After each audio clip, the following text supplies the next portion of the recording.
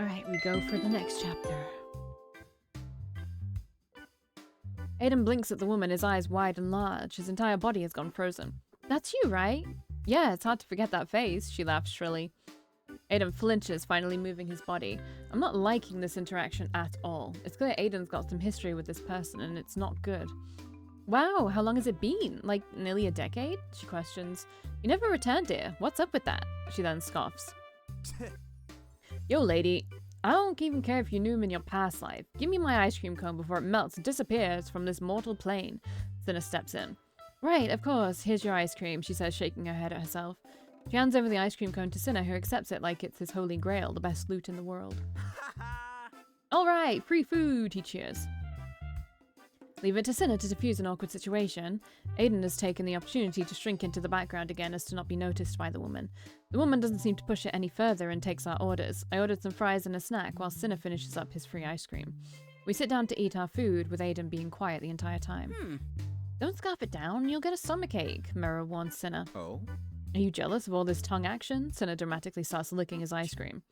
Mero's body shudders and his face turns red as he sputters something under his breath. I turn to Aiden, hoping to get him back in a good mood. Want some fries? I offer. Aiden snaps out of his trance and stares at the table.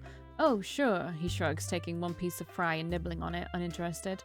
I'm really super curious about that woman just now, but I also realize it's a sore spot for Aiden. I guess I was wrong about running into people he might know. I didn't think people would work at a pool for over 10 years straight.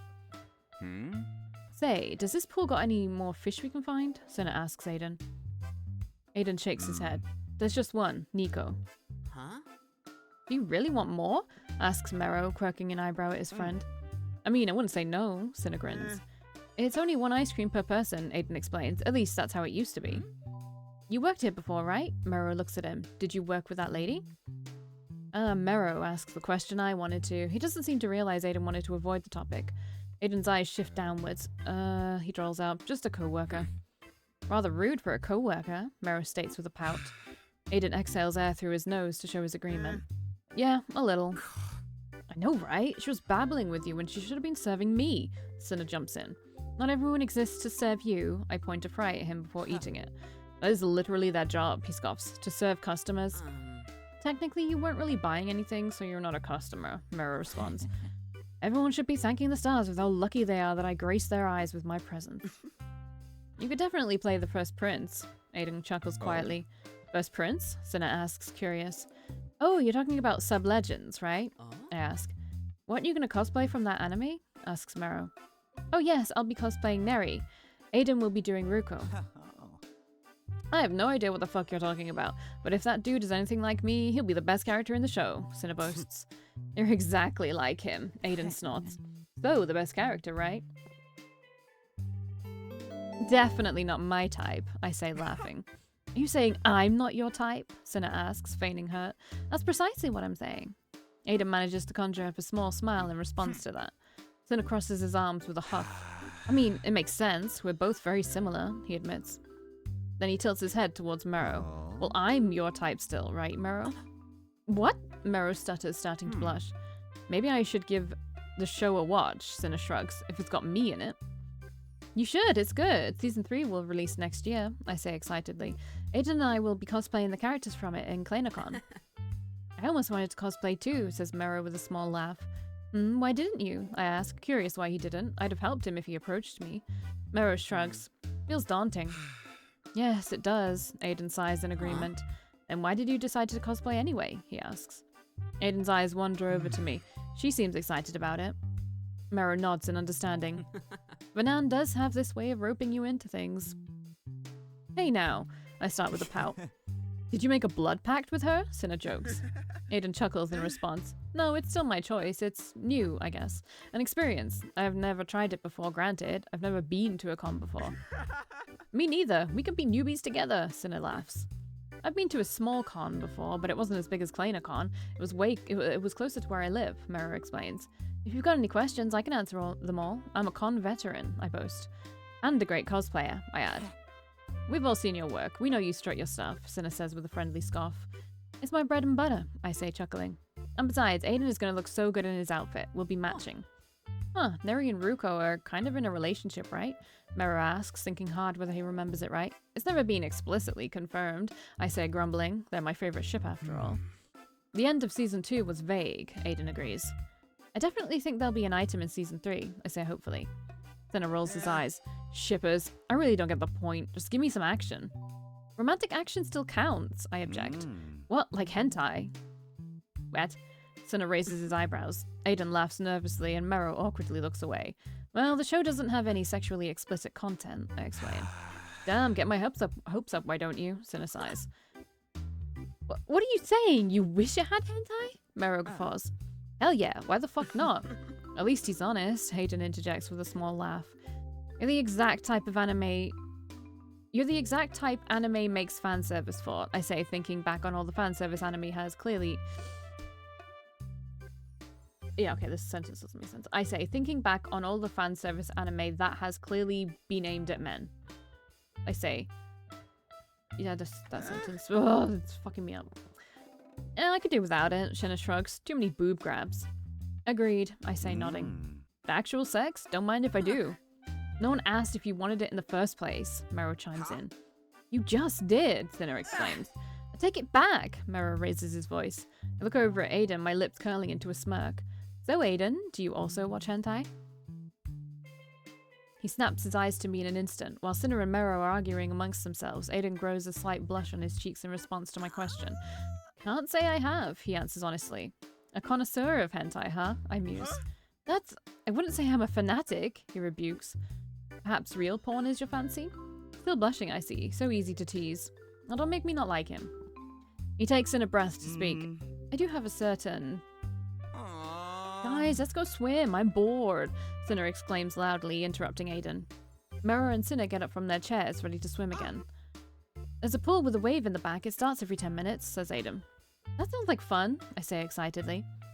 Aiden leads us to the back of the swimming pool, revealing another large and deep pool. A few people are in it, waiting for the waves to start. Fun. Our pool, again, where I used to go, I haven't gone swimming in fucking forever, but the pool I used to go to with my family had like a baby pool, and then it had like a big pool. And then there was like a little hot tub thing as well, like a little circular one. But the weirdest thing to me was it had, I'm trying to remember, but it had a slide, but it didn't go into the water. Not that I remember anyway. It just like it was just like a big slide that you went up. And then, you know, they did the whole like wait, go thing. But I'm pretty sure you didn't go into the water. I could be wrong though. But I don't think I am. But the big pool had like waves in it. And it also had this almost like this waterfall in the background here. But it wasn't that big. It was just like a little, it was like this long, and it's really, really, really hard water going down, and it felt really nice. It felt like a massage. It was really nice. I walk into the water. The pool is sloped towards one end, going deeper and deeper. Yeah, that was exactly like the pool. I mean, that's like a lot of pools, but yeah. It wasn't like that in the baby pool, I don't think. When does it start? Asks Senna impatiently. Okay, I don't think I could be friends with someone like Senna. I don't know, maybe I could, but I also don't, I'm not sure. Shouldn't be too long, Aiden replies. They don't always have it on because they want people to still be able to get out. And to conserve energy, of course, he chuckles. What do you mean, get out? I ask, a little concerned about his wording. Well, if the waves constantly hit you, it'd be hard to get out. I guess that makes sense. Huh? So where do the waves start? Asks Senna. Aiden points to the far side of the pool. Come on, Mero, we get front row seats.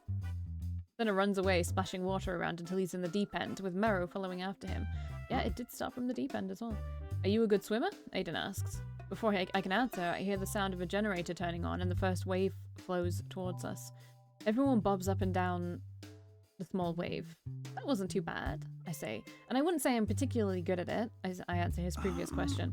Well, hold on, they can get quite wild, Aiden warns me. Another small wave appears from the start where Senna and Mero are, rippling all the way towards us. I giggle as the water tickles past my stomach. Come on, let's go deeper. I saw she's still gonna fucking drown. I move closer towards the other end until my feet can't feel the floor anymore and I end up floating with Aiden. A bigger wave pushes past us and I laugh. It's fun. The time between each wave keeps getting shorter. I never went into the deep end with the wave machine on. I was always near the shallower end. But in the deep end, I don't know if anybody else can relate to this. I think it's a mildly common fear. It's not where my fear of deep water came from, but I don't think it helped.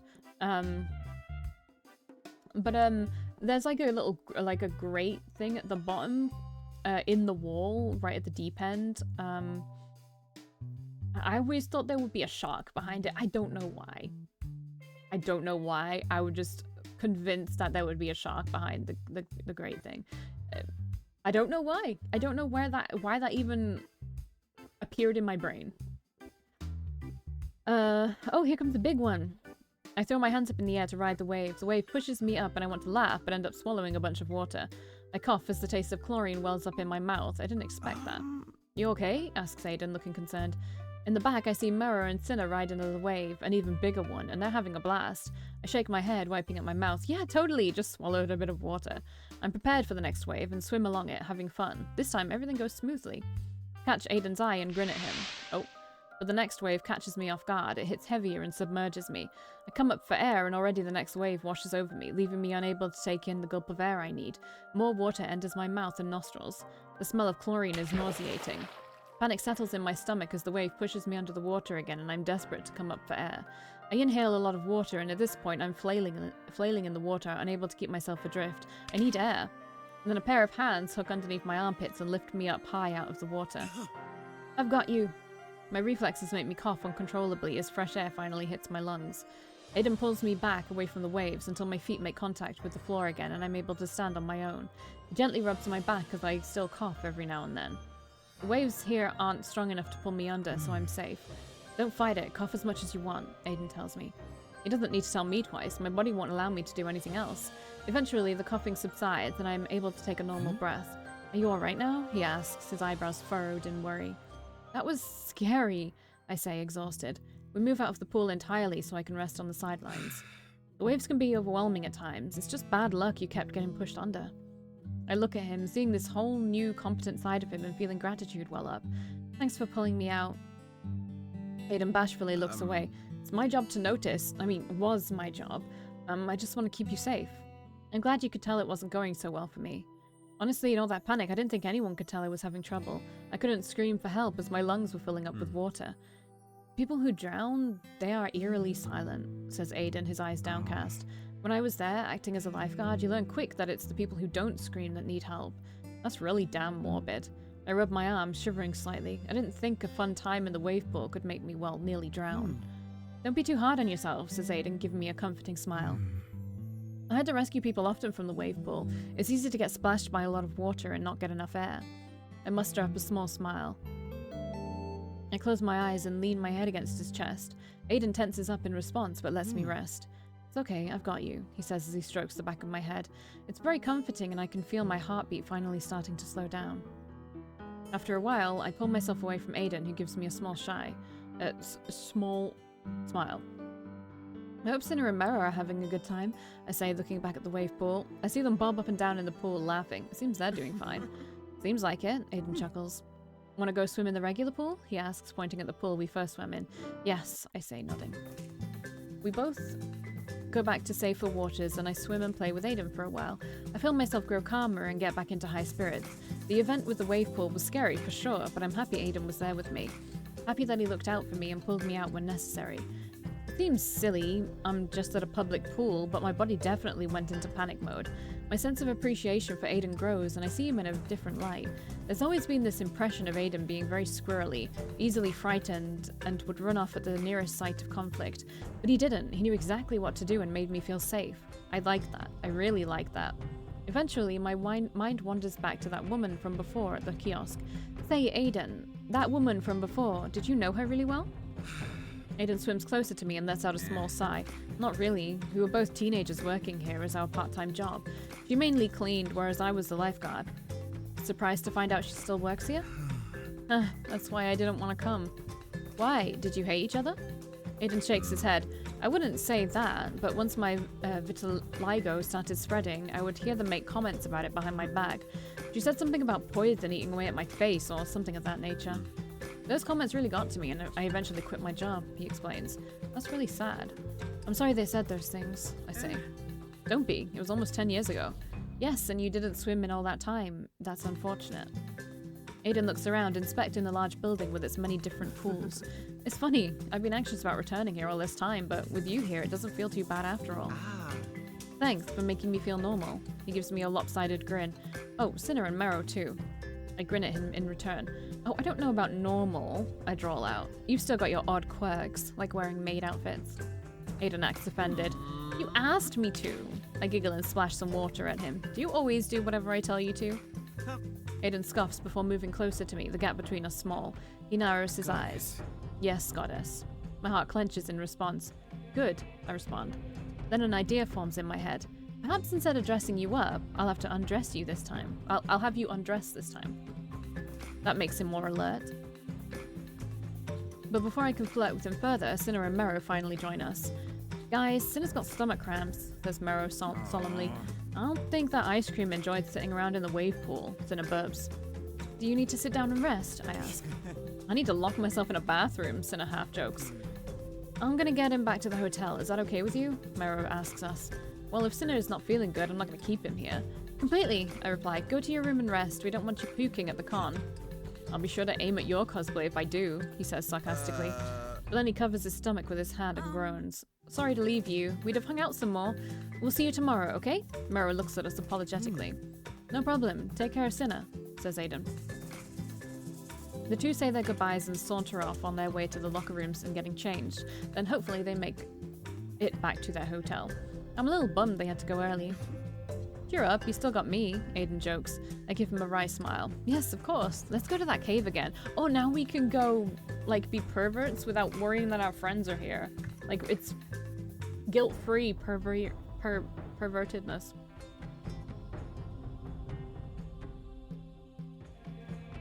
Aiden and I continue to swim for a while until we're tired of it.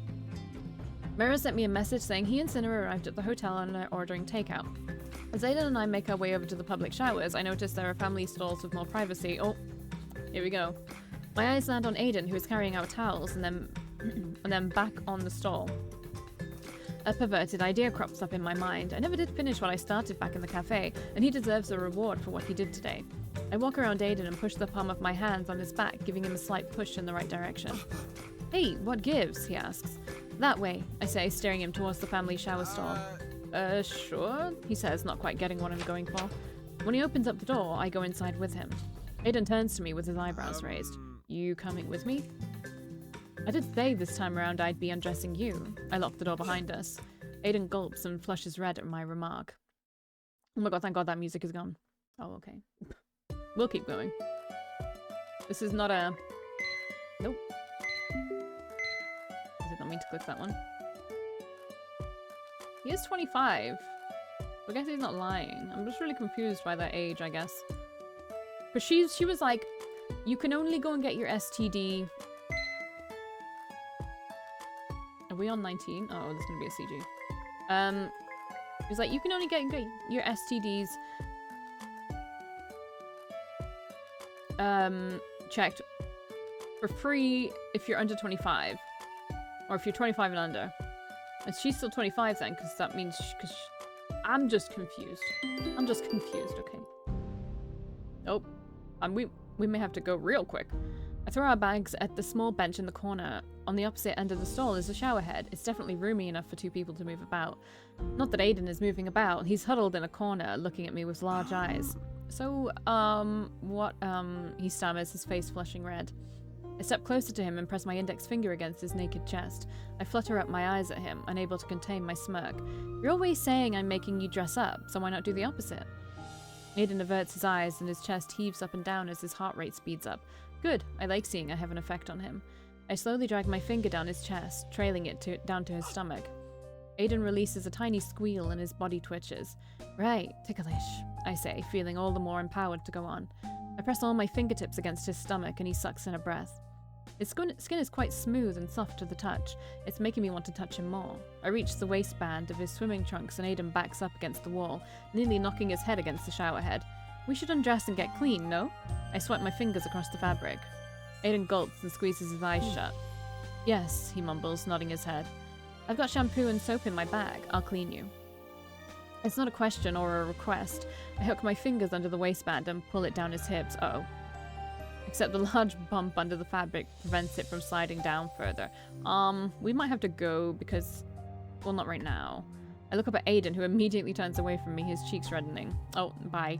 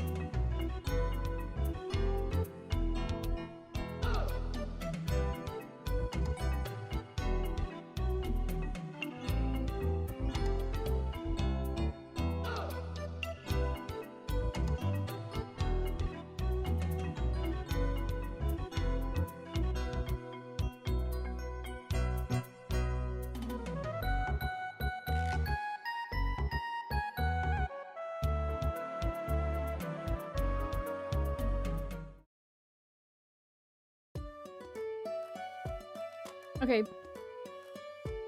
That went on for the whole chapter? Was that an extra? I don't know. Either way. I feel like if Celiana is the one, we'll find out at the end with the survey, right? I fucking love the surveys. But if it is Celiana writing this one, she is in her element with this one, and it makes me think that this is actually her thing. Or at least the thing she's the most knowledgeable about, you know? She could have gone like Dommy James in the James one, and she didn't really. You probably could have. But this feels full on like, you know. And she didn't write Grey. The one Dom... I don't know. Anyway, yeah, this is gonna be heavily edited. Bye.